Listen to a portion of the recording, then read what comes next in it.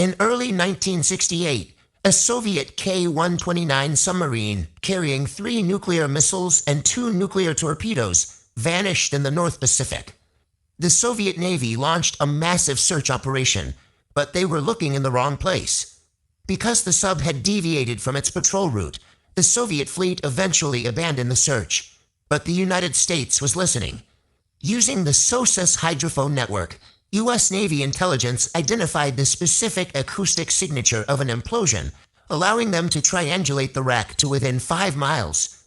To confirm the site, the Navy deployed the spy submarine USS Halibut. It used a towed survey platform to take over 20,000 photos, revealing the K-129 sitting on the seafloor, 3 miles down. The U.S. now held the coordinates to the ultimate Cold War prize, but they lacked any existing method to recover a 2,700-ton vessel from such extreme depths. The submarine contained intact SSN-4 ballistic missiles and the cryptographic equipment used for Soviet naval communications. But the physical obstacles were immense. The wreckage lay 16,500 feet deep in international waters under the constant surveillance of the Soviet surface fleet. Conventional military stealth wouldn't work for a salvage operation of this scale. The CIA decided they had to hide the mission behind a commercial disguise. The CIA transitioned the project into a multi-million-dollar public deception, attempting a massive naval recovery while pretending to be a private mining venture. The agency's cover story focused on a new industry, harvesting mineral-rich nodules from the deep ocean floor. They recruited billionaire Howard Hughes to be the face of the operation. His reputation for eccentric, high-stakes business deals provided a believable front for the massive investment. The CIA even used physical props to sell the lie. They produced manganese nodules like these, claiming Hughes was spending a fortune to mine them from the seabed. The centerpiece was the Hughes Glomar Explorer, a 618-foot vessel custom-built to execute the recovery under the guise of a deep-sea mining ship. The ship featured a secret moon pool to hide the recovered submarine.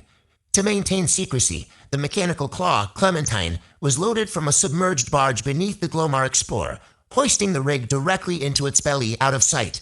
By masking an unprecedented engineering project as a capitalist venture, the CIA built the world's largest covert recovery vehicle.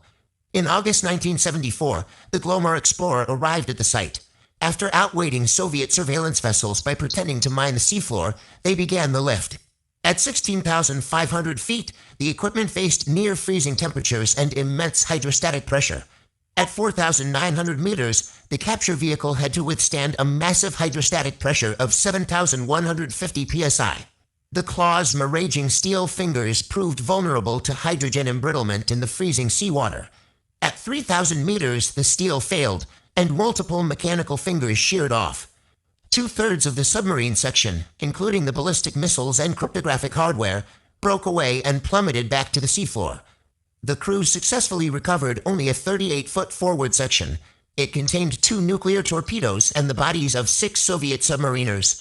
The unforgiving physics of the deep ocean had defeated the mission. The CIA was left with a fraction of the intelligence they sought, while they were already planning a second attempt. That second attempt was canceled because of a random crime. On the same day the initial lift was approved, burglars broke into Howard Hughes's Summa Corporation headquarters in Los Angeles. The burglars used torches to crack open safes, stealing documents that detailed the secret relationship between Hughes and the CIA. As the burglars attempted to blackmail the company, the investigation widened the circle of people who knew the secret, eventually leading to leaks. In 1975, journalist Seymour Hersh broke the story in the New York Times. The public exposure alerted the Soviet Union, which immediately sent naval patrols to the site, making further recovery impossible. A random street-level burglary ended one of the Cold War's most expensive and technologically advanced covert operations. The exposure created a legal crisis. Journalists used the Freedom of Information Act to demand records of the operation, but the CIA could neither admit to the project nor ignore the requests. To resolve the paradox, the agency's counsel drafted a new type of response. We can neither confirm nor deny the existence of the information requested.